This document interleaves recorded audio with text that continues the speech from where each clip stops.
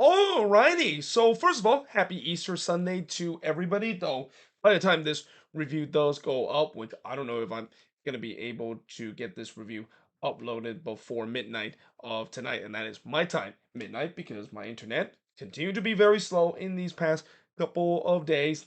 This will most likely be late Easter Sunday to everybody, and again, hope everybody had a great day in terms of an Easter Sunday. But today we are going to look at these 8 games that happen in terms of match week number 6, of course, part number 1 of the review, as we'll look at the last 6 games tomorrow. And why not jump straight away by talking about the first one, which is the Philadelphia Union versus Minnesota United. And yeah, there goes the unbeaten streak for the Loons. I mean, you knew it was eventually going to happen, and I feel like this was probably the game to do so, knowing once again this team was facing a shorthanded kind of team, and this was going to always be tough to go on the road against Philly, a team that doesn't lose at home very often, and they show why that is the case, and also show you that yeah, it seems like that 3-1 win against the Portland Timbers last week might have just kick started their season.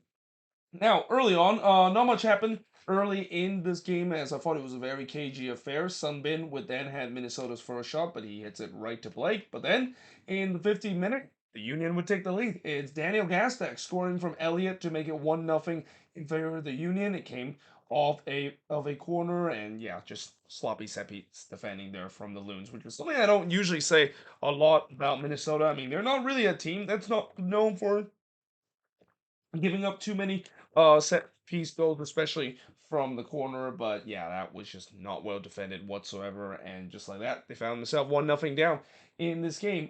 Sullivan would then hits one right to Dane St. Clair. It's been a very flat start for the Loons. And that was kind of expected and consider, they were one of 3 teams that did not play last international break. And also talk about those 3 teams that did not play last week in terms of their international break. All of them lost this week. But in the 39th minute, Carranza would miss one from close range. In the 41st minute, Blake would deny Pookie from close range. And I thought it was getting a little bit better from the Loons, at least on the attacking end. Unfortunately, it wouldn't get any better from this team as we head at halftime with the Union leading 1-0. In the second half, the Union was on the front foot. They were looking for another, and they almost got it if it wasn't for the post getting in the way as it denied Quinn Sullivan from long range. That also came off of a set piece. And again, this is a team that has done pretty well, at least this season, in terms of defending set pieces, but they were definitely having problems today in this game, or yesterday, that is against the Union. Padelford then hits one right to Blake in the 65th minute. Padelford actually was playing in that center back position because Tapias, of course, was not available in this one. And while I did think that Padelford played very well in that center back role, even though he's not a natural center back. I'm really hoping Tapias is going to be back sooner or later because, yeah, his presence was definitely missed in this one for the Loons. But besides that, not really much chances has created in the thanks to the Union because that's what they kind of want to do to continue to basically get this game to grind out a 1-0 win. Though in the 74th minute, Blake did have to subbed off with an injury. Apparently, he suffered an injury early in the game. He stayed in, but it seems like Jim Kern saw something that he didn't like, and maybe it has something to do with that injury. So Oliver Semlin comes in for him, and it's not really a bad thing. And I even said it before, where I know Union fans are not going to admit it, but Oliver Stemley has definitely played better this season than Andre Blake. I mean, Andre Blake has just not been himself this season, so it's kind of good the fact that Stemley is gonna get the chance again.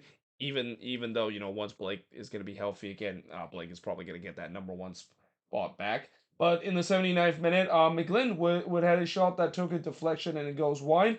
And then in the 81st minute, it looked like Minnesota did it again. Again, this season, this team has known to be able to somehow scrap their way to get a point or even all 3 points despite not playing at their best. And the one of the guy that has been at the center of that is Tani Olawashrayi. As he puts the ball into the back of net, the problem was he was offside. And it was not by much. So the goal, of course, didn't count, and that would be big too, because just 3 minutes later, the Union put this game away. It's Carranza scoring from Bedoya to make it 2-0 in favor of the Union, and it was not great defending from the Loons, but especially for Victor Eriksson. I mean, what a nightmare debut this was for Victor Eriksson. And there was some hint, too, going back to that friendly that the Loons had against St. Patrick Athletic, where I thought he looked really shaky there at the back line, and, he, of course, made his debut in this game. And a lot of Loons fans are thinking, why not Victor Eriksson get more of a look? I mean, we did sign him this off season, so why not play him?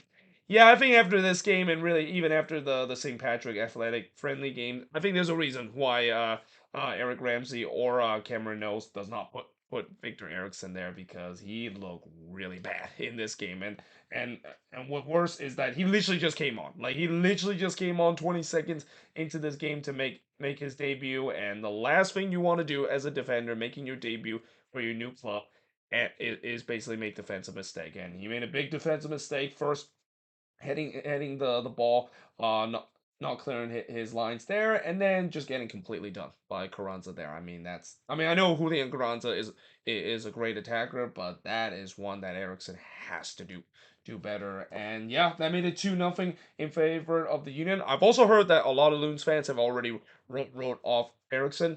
I'm not gonna do so. I think it's way too early to do so. Yes, I know he's been for in his first two starts for this Minnesota United team, but can't just write him off after just two bad starts. I think they'll continue to give him chances, and I'm just hoping this is maybe him just kind of getting into the new teams and maybe getting that nerves of playing in a new league, because players there I've talked about many times, when they come into a new country playing a new league, it does take time to settle, and that of course includes defender as well. And I'm just hoping that maybe is the case for Victor Eriksson, because yeah, if he doesn't settle, this could be just as bad of a signing as when they decided to sign Ethan Bristow last season.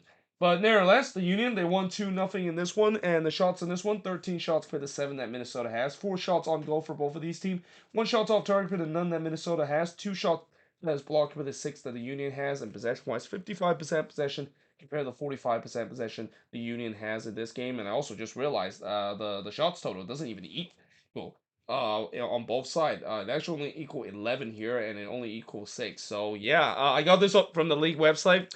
Yeah, the league website is probably wrong. I mean, whoever did the stats chart on the league website, they might need to basically go back and double check in terms of what the stats is, because again, it just doesn't line up in terms of the shots on goal, shots off target, and the block to the total shot number in this game. But yeah, again, for the Union, seems like they're back, and it's not a surprise, because this is the first time they really put truly their best 11 in this game. And for Minnesota, I will say that a loss like this will definitely help this team going forward in the future, in the way that this is going to be almost a learning experience for Eric Ramsey, and that also be interesting to see how this team for has bounced back. I mean, as much as I'm happy the fact that the team spent 2 weeks at the top of the Western Conference, let's be honest, this team has been very fortunate and have really over achieved in these first couple of games, and you knew that eventually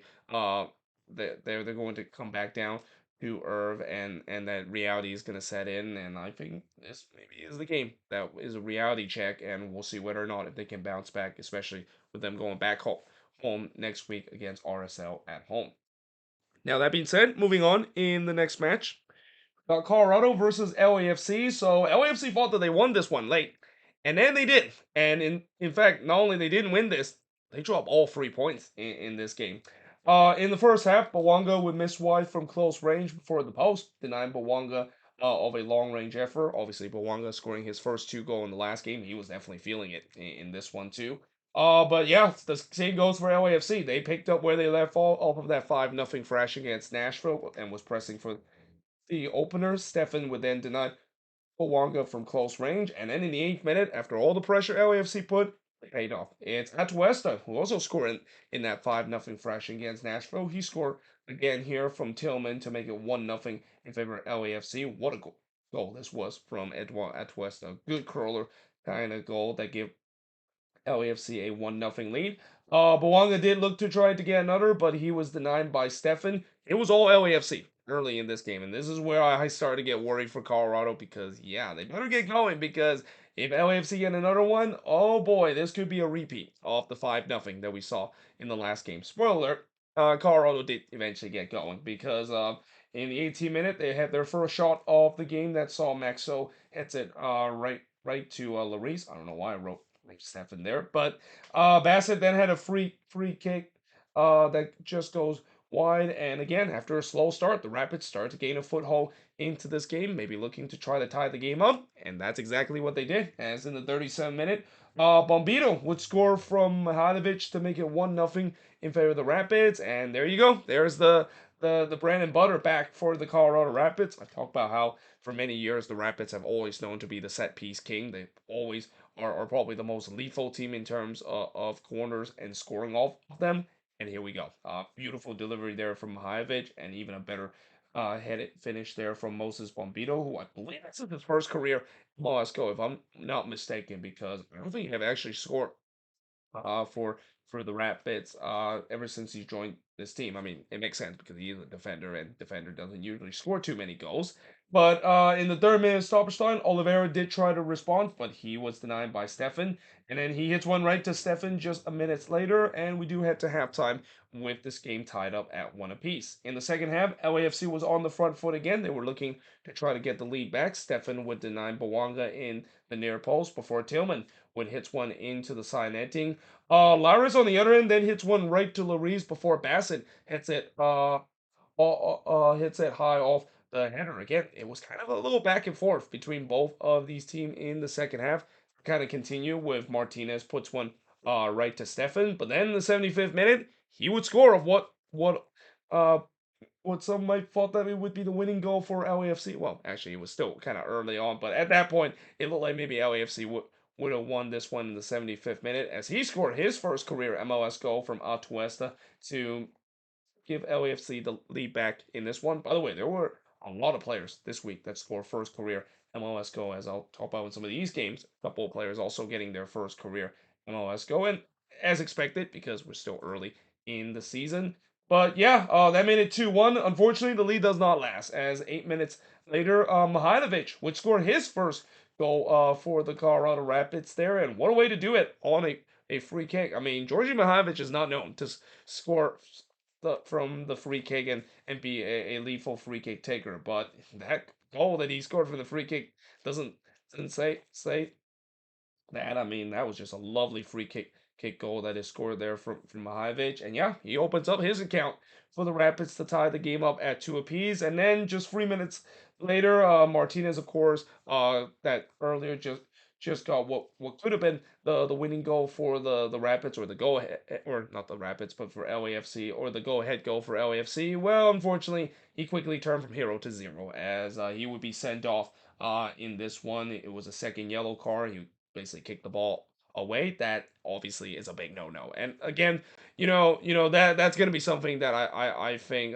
Steve Chernobyl will definitely have a word with David Martinez. A young kid needs to, of course, show more maturity doing that moment. In that moment, I get the frustration in terms of the foul, but you can't kick the ball away. So, like, anytime when you kick the ball away, and especially with the league and pro has mentioned, they've heavily emphasized if you kick the ball away, it's always going to be an automatic yellow card. And if you kick the ball away when you're already on a yellow card, it doesn't matter. You're going to get an automatic yellow card and a sending off here. So yeah, the Rapids were up a man, and LAFC had to play down a man for the last couple of minutes. It didn't look like it was going to be that much trouble, is it? Well, Colorado had other ideas because after Stuart Baines puts it wide from close as Colorado was pushing to try to get the winning goal, knowing they have the man advantage. They do. As in the 89th minute, after Mihailovic scoring his first goal for the Rapids, he scored his second goal for the Rapids here as he scored from Stuart Baines to make it 3-2 in favor of the Rapids, and that would be the final score of this game. So what a comeback this was for the Colorado Rapids. Goals late in this game to get all 3 points and really turn this game on its heads a little bit. As the shots in this one, 14 shots with the 19 that LAFC had. Yeah, there was a lot of shots in this one. 10 shots on goal compared to 5 that the Rapids had. 6 shots off target compared to 3 that LAFC had. Both teams had 3 shots that was blocked, and possession-wise, 57% possession compared to the 43% possession that LAFC has in this game. And again, big win for the Rapids because again, this is an LAFC team that after last week That 5-0 thumping that they had against Nashville, we thought that would basically kickstart of something good, and it could still be. I mean, LAFC, I thought they didn't play badly in this game. I mean, they had their moments in this game as well, but unfortunately, they kind of had a bit of a meltdown late in this game, and that's the resort. That's the reason why they walk away with nothing coming out of this game against the Colorado Rapids. But now moving on in terms of the next match is Charlotte versus FC Cincinnati. So yeah, Charlotte, they look like they were on hand of their second consecutive win, and then the problem for Charlotte that we saw last season kind of came back haunting this team in this season too, giving up late goals to blow leads. In the first half, Vargas would puts it over the bar as he was in on goal before Bupenza puts it wide from long range. By the way, Cincinnati decided to go. Oh well, actually, I was thinking about Cincinnati. We're still in the CONCACAF Champions Cup, and then I literally forgot that they got knocked out by Rayados. I actually was thinking about Columbus. That of course are still in the CONCACAF Champions Cup. Got the wrong Ohio team there on my mindset just for a second, but. Not much chances early as the shots were one apiece. 14 minutes in, Sautano would just rob Ajiman in the near post. Ajiman continued to be very good for this Charlotte team, and it's no surprise that I think he's going to continue to get starts for Dean Smith if he performs the way that he's been in the last couple of games. Kalina would then deny Bear on the other end before Kubo would puts one right to Kalina as Cincinnati started to woke up and they were looking to create some chances for the opening goal. Though on the other end, Vargas would head it wide from close range before he hits it high on the header. On the other end, Yetlin would hit it wide from close range, and then Bupenza would puts it wide from long range. So just like this game between Colorado and LAFC, it was kind of a bit back and forth at time in this one as well as both of these teams were definitely creating some chances. Though that being said, most of them were pretty low percentage chances, and none that really I thought either goalkeeper had to make an incredible save to rob a team the opening goal. Probably besides the one in the 18th minute when Sautano made an incredible save, robbing Ajiman of the opening goal for Charlotte. But we do head to halftime, 0-0 in this game, and in the second half, not much chances happened early in the second half, though that changed in the 54th minute when Ajiman was in on goal there, and he missed wide there. Imagine if Ajiman could be clinical in terms of finishing. I mean, he could be a lethal goal scorer and the player that they thought that Enzo Capetti could be for this team.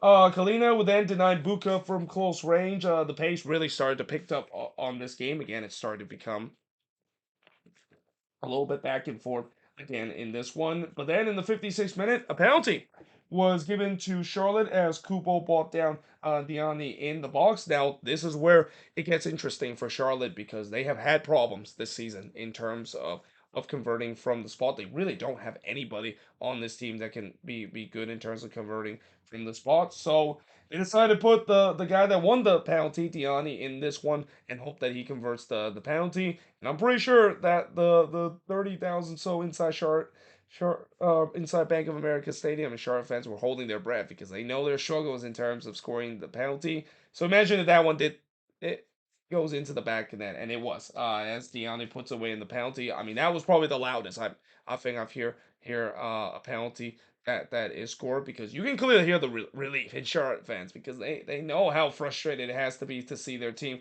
not able to convert from 12 yards out. But yeah, that gave Charlotte a 1-0 lead. Yetlin did look to respond, but he missed wide in the 62nd minute. We then go through a period where not much really happened, which kind of benefits Charlotte with them leading this game. Abada then puts it wide, and this is after just 10 seconds ago when Buka had his shot that was blocked. Again, it shows you how at times this game was very open and it was very end to end. Oriano then hits one right to Kalina from long range. We then had some displeasure between both of these teams as Bupenza and Melenda was definitely not talking about how well their experience has been this season in the league as they definitely show some displeasure and certainly the case for both of these teams. But nevertheless, as the time winds down, it looked like Charlotte was going to secure the 1-0 victory. And then they didn't because in the second minute of stoppage time, Bupenza was really struggled this season for Cincinnati in terms of league play. he finally gets one here as he scored here from Yedlin to tie the game up at one apiece, and that would be the final score of this game. As in the end, it ends in a 1-1 draw. Shots in this one, 16 shots for the 17 that Cincinnati has. 5 shots on goal for the 3 that Charlotte has. 9 shots off target for the 8 that Cincinnati has. Both teams had 4 shots that was blocked. And possession-wise, 60% possession compared to 40% possession that Charlotte has in this game. And I think overall, in terms of balance of play, I think both the, of this team getting a point is a fair result. But you know that if you're Charlotte, especially with the way that they had problem last season under Latanzio in terms of dropping points late in the game, and the fact that they're still seeing this in this new season two, it's got to be very very frustrated to see, and we'll see whether or not they can, of course, bounce back. And the same goes for Cincinnati as well. They have their moments in this game, but again, the story of this season is that they just haven't been good in terms of finding that clinical goal finishing, and haven't really scored a lot of goals, just like what we saw last season when they also kind of got off to a decent start to the season. But a lot of those decent starts was mainly because they've been grinding out resort left and right. That being said, moving on into the final game on this board is DC and Montreal. So it took a while for DC to get this lead. I mean, they pretty much dominate Montreal in this game. And again, Montreal, they were one of 3 teams that did not play last week, and it definitely shown in this game that they had the rust and also maybe that fatigueness in terms of that 6 game road swing is starting to take in effect to Laurent Courtois team. But nevertheless, they hold strong at least for 80 minutes, and then DC finally he broke through late in this game. Early on, Benteke looked like he got the opening goal for DC, but the goal, of course, was disallowed for offside. That also came over a bad turnover from Montreal. In fact, it's not just a bad turnover; it was a WTF turnover there from Montreal. Like literally, just gave the ball away deep in their own territory, and that is a big no-no. And they are very lucky the flag saved them because of that mistake. But in the 6 minutes, Shaw would hit one right to see Was as DC has been the better side early. They were pushing for the opening goal, and Montreal again. It still feels like they're still shaking off that rust that they had with them getting a bit of a break during international break. Kokoro would then hits it right to Bono in the 23rd minute before Benteke had a shot that was saved by Siwas, but it was still goal bound because Siwas didn't really get enough in terms of trying to pair that one away, and somehow in some way it was clear off the line there from Corbo. Clearing the ball off the line would be a common feat in terms of this week. We saw a lot of last ditch kind of clearance this week. Definitely more than I've seen so far this season. But in the 28th minute, Stroud would blast it high from close range as DC continued to pile on the pressure. But the problem is, can they haven't been able to put one in, and can they uh, make those pressure pay through? Benteke tried to do so, but he hits it high from close range, and this is when I say Montreal had halftime badly because they were getting absolutely outplayed in this game by DC. Siwas then denied Benteke from close range in the first man stoppage time, but we do head to halftime scoreless between both of these teams. In the second half, Benteke would then hit one toward the side netting as it was pretty much more of the same. DC continued to dominate. Montreal was just kind of holding on to a point where I feel like it seemed like they're basically holding on for a 0-0 draw in this one. And then it looked like Waterman got a straight red in this one after he made a behind the or behind challenge on TKP there, but they did go to the VAR to see whether or not if it was vicious enough that maybe it should have been a red, it should have just be a yellow, and the VAR call says yes. So that of course downgraded to a yellow card. Montreal still had 11 men in this one. Martinez then had a shot that was clear off the line in the 61st minute. Yeah, told you this week we have some games where there's a lot of shot that was clear off the line, and this game had two of them. But it actually bounced right back to Yankov, and he had a chance to bury it on the follow up, but he only found side netting in the 61st minute. And again, as much as DC had been dominating in this game, Montreal has had maybe a couple of good look, and that was probably the best look of the night. And this is where when you're dominating the game, it doesn't mean that if you don't put away your chances, more likely you're gonna get sucker punch and gonna score against a run of play. And this is where maybe I thought Montreal can maybe steal one in this game against DC. Well, Lassiter tried to do so, but he hits it right to Bono in the 71st minute. And then the post went denying Benteke and DC the opener in this one. And it just felt like it wasn't gonna happen for DC in this one. It was just one of those nights when no matter what they try, the finishing is not there. That all changed in the 88th minute as Pedro Santos would score what could be the goal of the week in this one. I mean, there was a lot of goal of the week that was scored, including one game there was like two goal of the week nomination that happened. But yeah, that was just one of those one where Santos just kind of hit it off the volley, hope for the best, and it went into the back of the net. So that made it 1-0 in favor of DC, and it's kind of ironic that with all those chances that DC misses, they took the one of the hardest one to do so. But nevertheless, in the 89th minute, Lappinainen did look for a response, but he missed wide there. Montreal did press late to trying to tie the game up, and DC was kind of starting to hang on a little bit in late in this one. Thankfully for Troy Lesesne, this was not going to be another draw because they've drawn a lot of games this season. But it's time they walked away with a 1-0 win in this one against Montreal. And the shots in this one, 22 shots compared to 8 that Montreal has. 3 shots on goal compared to 6 that DC had. 5 shots off target compared to 3 that Montreal has. 3 shots on blocked compared to 10 that DC had. And possession-wise, 53% possession compared to 47% possession that DC has in this game. So yeah, for DC again, this could have easily been another frustrating resort and getting another frustrating draw, but they pushed through late in this game and got all 3 points. And for Montreal, I'm pretty sure they're happy that their next game is literally going to be the last game of the 6-game road trip. We talked about before when teams go through a long road trip, whether in the beginning of the season or in the midst of the season, it can be very taxing, even if you are coming off of a bye week that Montreal has had. And in even better news is that their last game that they're going to be playing on the road is against the Seattle Sounders. And I'm sorry, Sounders fan, but yeah, I mean the Sounders are just really bad this season, and there could be a chance where maybe Montreal and Laurent Courtois team can finish this road trip strong with a win against Seattle. I mean they've already done well in terms of this road trip, but there's a chance for them to maybe finish the road trip strong next week when they face a really struggling Seattle side to finish off the 6-game road trip to begin the season. With that being said, I am now going to switch boards and look at the last 4 game as part of part number 1 of this review of match week number 6. So moving on, we got Inter Miami versus NYCFC. So this was another game where Miami didn't have Messi in this one, although this maybe be the last game that they're not going to have Messi available because I think he could be ready for the midweek CONCACAF Champions Cup game against Rayados, although no guarantee that of course is the case. And I would say that they kind of badly need him because yeah, this I feel like for Inter Miami, this was a bit of a missed opportunity considering the chances that they had in this game against NYCFC, or you could also say that this was the Matt Free show too.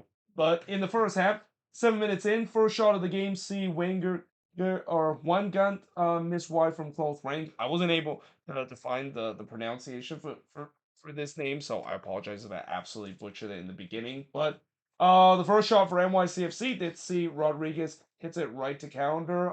Freeze then denied Ruiz in the near post, but then the 14th minute, Miami takes the lead, and guess who? It's Luis Suarez. He scored here from Gresso to make it 1-0 in favor of Inter Miami.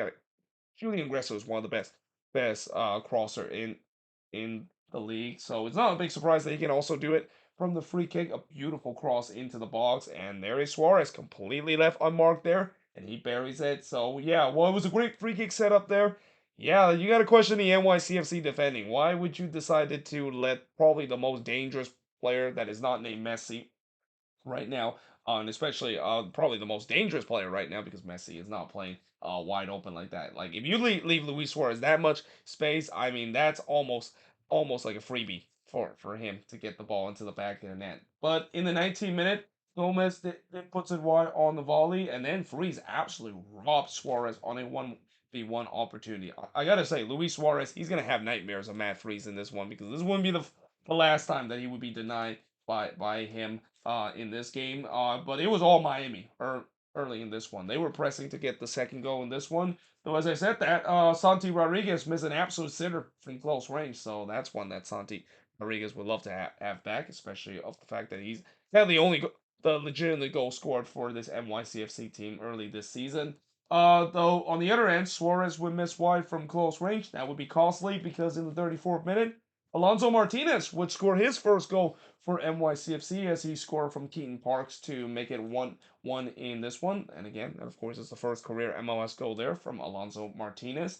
Wengen then tried to answer, but he puts that one over from long range, and we do head to halftime with the score tied up at one apiece. In the second half, Martinez looked to try to get his second career MLS goal, but Busquets was not having any of it. He made a great last ditch tackle to break that play up. And then Bakara, which struck the post on the header, but it bounced right back to him. And yeah, he basically puts that one wide because, yeah, Musa Bakara is not allowed to score a goal right now this season. I mean, he's been just absolutely sniping this season.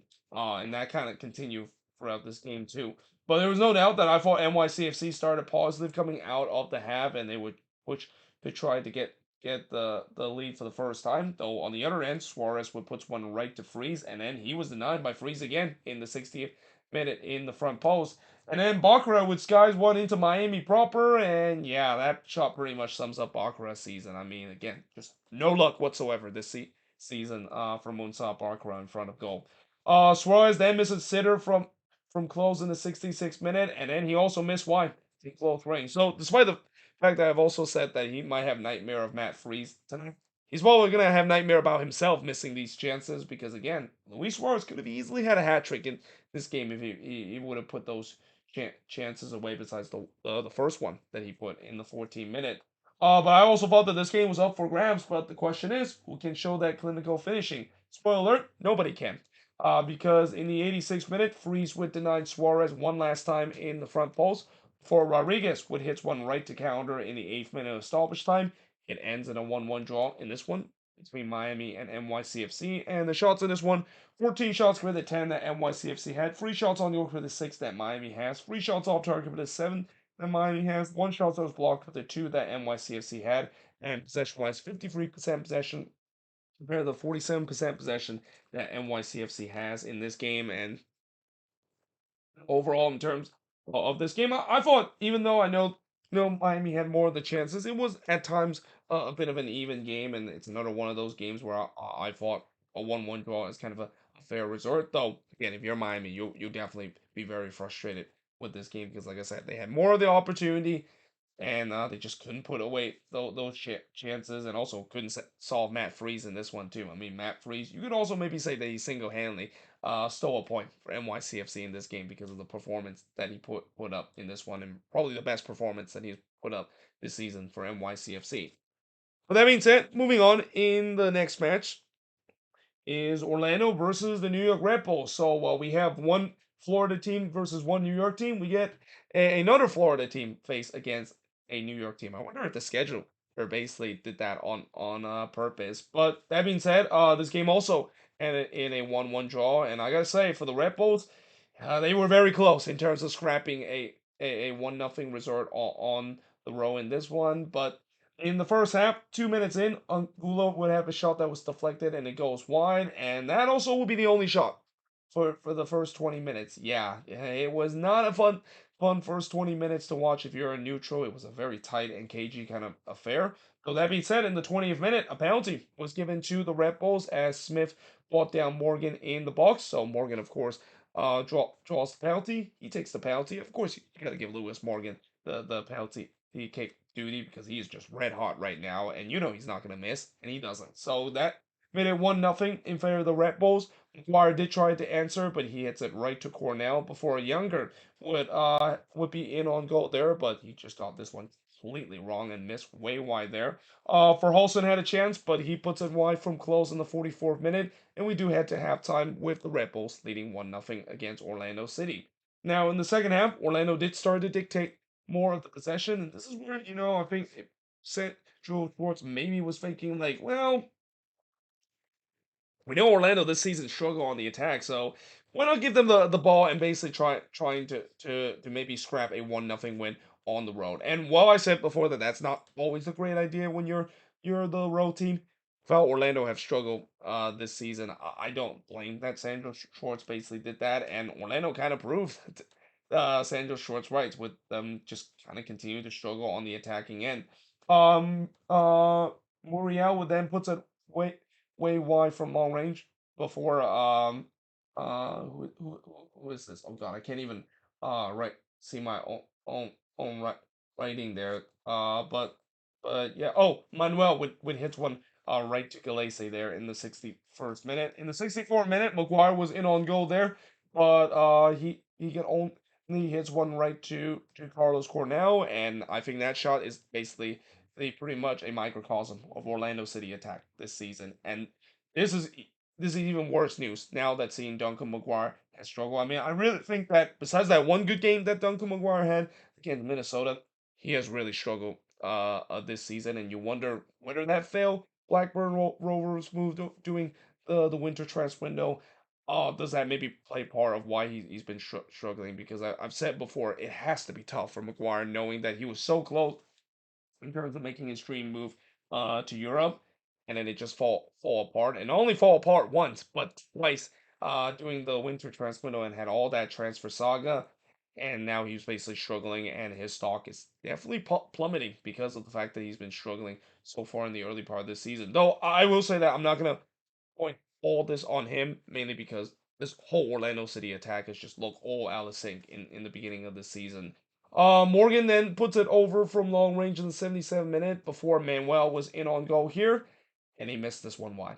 Yeah, that is one that Manuel not only would want to have back, but that is definitely one that Red Bulls would want to have back, and you wonder, will that of course come back to haunt them? Spoiler alert, it would, because after Cornell denied Ojeda on the free kick in the 89th minute, it would be an own goal that would be scored from Noah Ely to tied the game up at one apiece. So yeah, that was kind of one of those unfortunate one when the ball comes in. Ely just basically made a touch there, but unfortunately puts it into his own net. We've seen that before happening in the league. It's very unfortunate when that happened. And yeah, that tied the game up at one apiece. Ojeda then puts it over from close as Orlando was pushing late to maybe get themselves the winner. They don't do it. As in the end, it ends in a 1-1 draw in this one. 14 shots for the 7 that the Red Bulls had. Both teams had 2 shots on goal. 6 shots off target for the 3 that the Red Bulls had. 4 shots that was blocked for the 2 that the Red Bulls had. And possession-wise, 62% possession compared to 38% possession that the Red Bulls has in this game. So again, Red Bulls so close in terms of getting all 3 points in this game. But own goals of course happen, and it's kind of unfortunate that of course it happened in this one, especially late in this game. But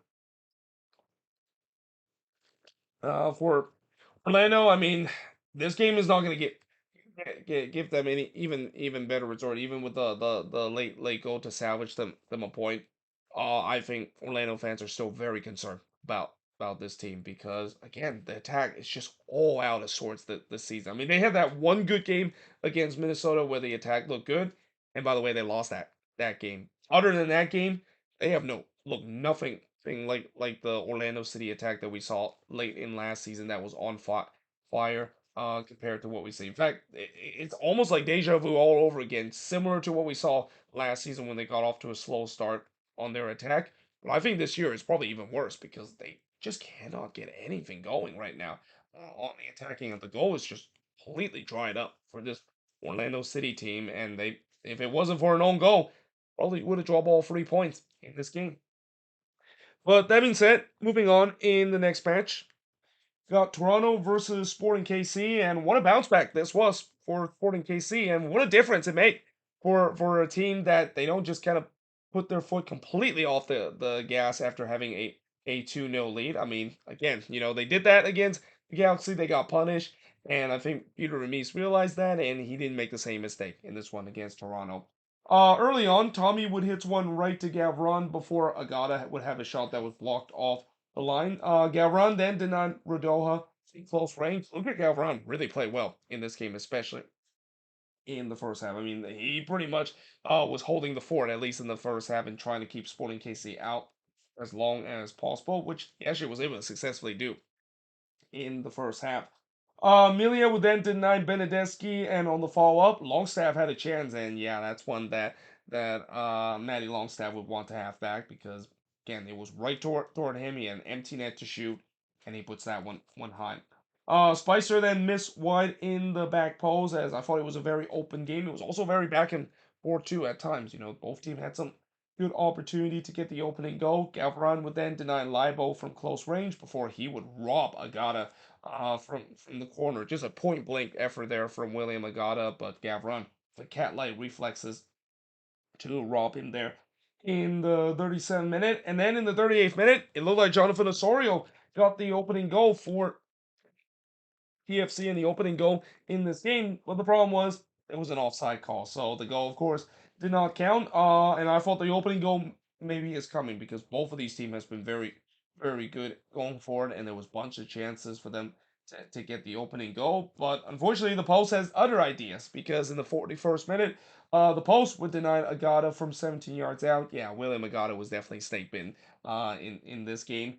But in the 44th minute, Gavron would deny Libo from close range, and if it wasn't for Gavron and also some missed chances from TFC, this game should not be 0-0 heading into halftime. But in the end, it was 0-0 heading into the second half, and in the second half, it did not take long for this game to remain 0-0 because after Tommy puts it wide from the free kick, Sporting KC grabs the lead. It's Remy Voltaire scoring from Tommy to make it 1-0 in this one. Man, Remy Voltaire, he's been getting a knack in terms of scoring long range goal, and he did it again here. A beautiful long range goal here, definitely in contention for goal of the week to make it 1-0 in favor of Sporting KC. And then 7 minutes later, Jake Davis probably saw the Remy Voltaire long range goal and said, "I can do that too."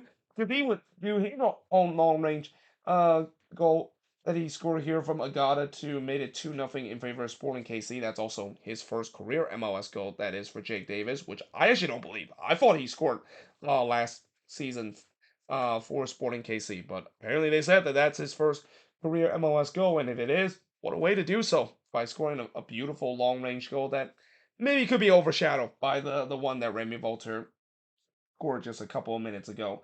On the other end, Marshall Ruddy did try to get one back for Sporting K or for TFC, but his shot was crucially broken up by Libo. Spicer then had another chance in the 78th minute, but he missed wide near from close range as TFC was looking to try to get one back.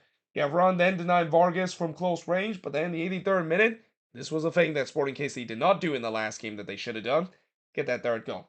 As speaking of first career MLS goal, Alanis Vargas would score his first career MLS goal from Davis to make it 3-0 in favor of Sporting KC, and that pretty much just kind of seals it in this one. TFC did get a consolation. Osorio did score from Marshall Ruddy to give a consolation for TFC, but in the end, Sporting KC win this one 3-1 in this one. Shots in this one, 17 shots for the 12 that TFC had, 2 shots on goal for the 10 that Sporting KC had, 7 shots off target for the 6 that TFC had. Both teams had 4 shots on his block, but possession-wise, 58% possession compared to 42% possession that Sporting KC has in this game. And like I said, what a difference it makes for Sporting KC when they're able to still push on when they get a multiple goal lead and just not put the foot completely off the gas and let their opposition back in the game as what we've seen in the previous two games.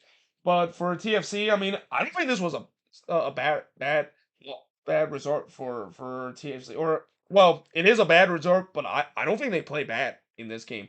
For TFC, I don't think the scoreline really indicate that they play bad in this one. I mean, they had their moments in this one as well, but they just weren't able to show that clinical finishing. I mean, that of course will happen when you have a young team like Toronto FC, and also not to mention the defense. Yeah, kind of went back to 2023 form in this game against Sporting KC, and you could maybe even argue they could have been more ugly if it wasn't for Luka Gavron definitely playing a little bit out of his mind and stand on his head in the first half. But that being said, moving on into the last game on this board, and that, of course, is Austin versus FC Dallas. So this is the first time this season I get to wear the Verde. Always love to wear Austin FC jersey. I still consider this to be one of the better jersey that they of course have released. I mean they don't wear this anymore. This was of course the jerseys they wear in their inaugural season.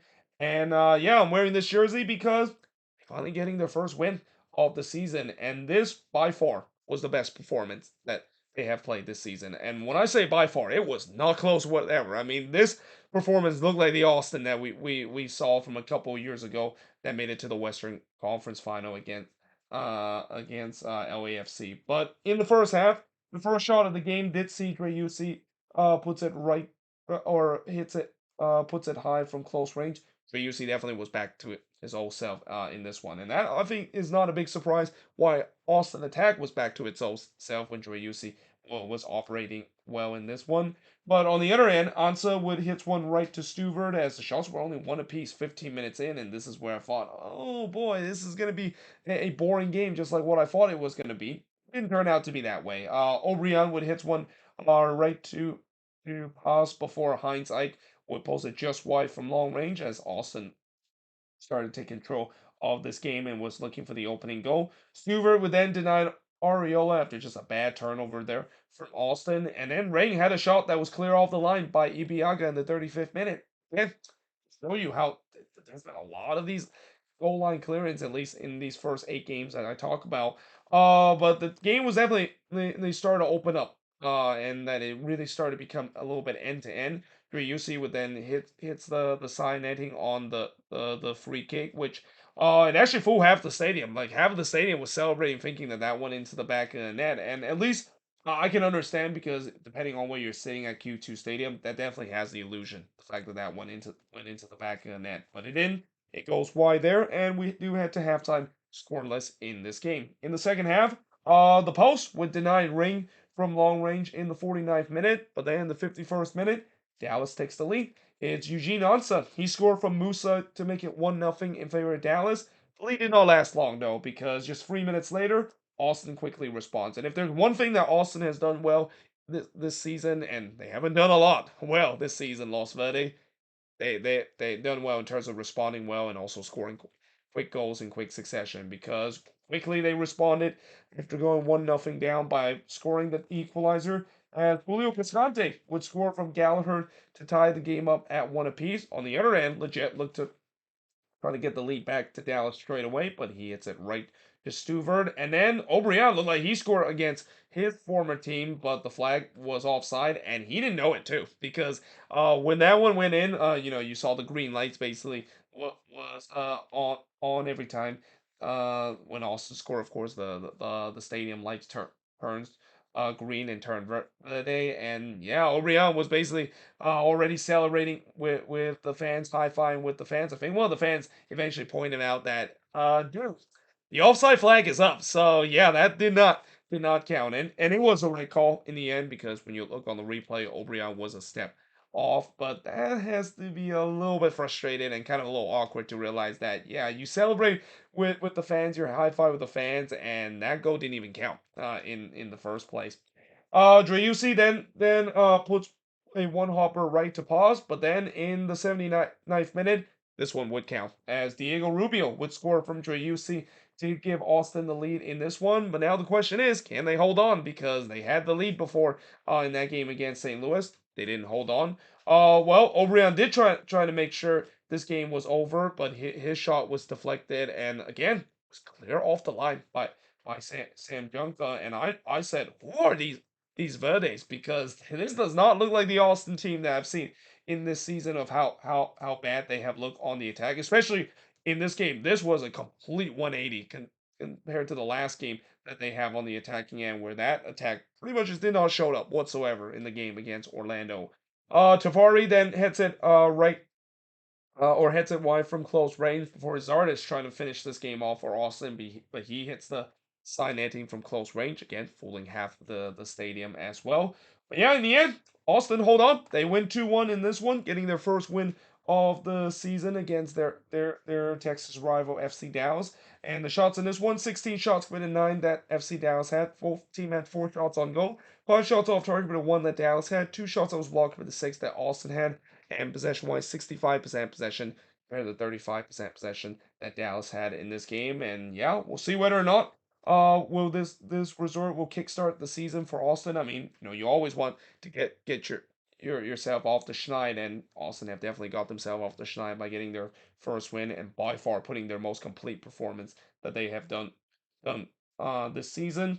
But for FC Dallas, yeah, I think there's got to be not only a lot of concern, but maybe close to panic time for all those Dallas fans because after their great win that they had against the Quakes, I feel like now it's more because of the fact that the Quakes were just so bad, and also as I'll mention in tomorrow's video of the Quakes once again blowing an early lead that they had, that yeah, they have not looked good whatsoever. In fact, they've lost every single game ever since that opening win against the Quakes, and that should not happen when you have a team like this that should be much better than what they are this season. I mean, I know it's still early in the season, but Pedro Musa has not lived up to his contract, and they better hope that this is maybe just because of him getting himself into a new environment and adapting into the league. Because again, one thing to of course flash the cash and basically made a big signing to finally find that number 9 that they've been missing for the past couple of years, but if it doesn't pan out, yeah, it could turns out to be a really big bust, and we have seen some bad signings and big money signing that blow up in teams' faces. I mean, just as Austin in terms of how it's been going for Emmanuel Rigoni and his contract that he signed a couple of years ago for this Austin FC team. But that being said, that is pretty much it in terms of looking at all these games from match week number 6. As always, let me know in the comments below what do you think of these games. And tomorrow I'll look at the last 6 games to finish off match week number 6. But until then, hope you guys enjoyed this video. If you do, make sure you guys hit like, smash the subscribe button. And yeah, of course, we'll see you guys next time.